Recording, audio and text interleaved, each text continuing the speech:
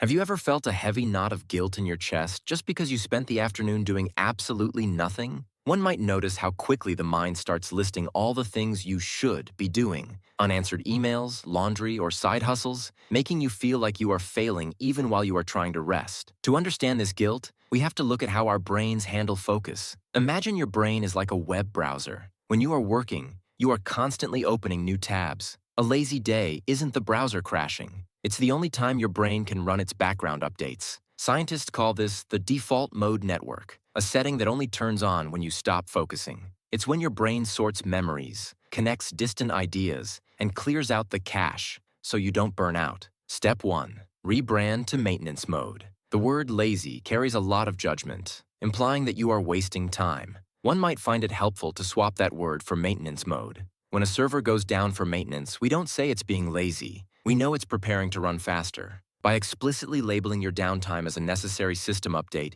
you quiet the internal voice that says you are being unproductive. Step 2.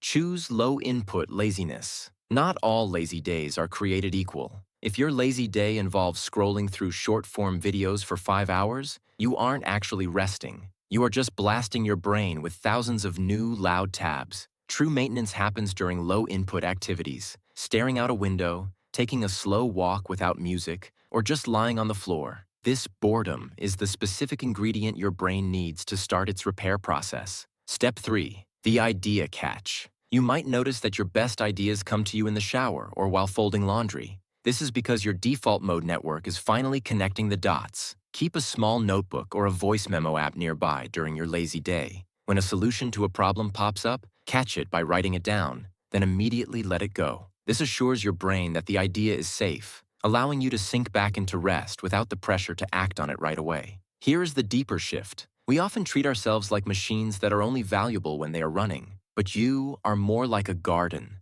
A field that never rests eventually stops growing crops. When you let yourself lie fallow, you aren't empty. You are gathering the nutrients needed for the next season of growth. This channel is a quiet space to explore the cheat codes for a calmer life. If you want to understand your mind better, consider subscribing to join us. Before you go, let's talk in the comments. What is one low-input activity, like walking or sketching, that actually makes you feel recharged instead of drained?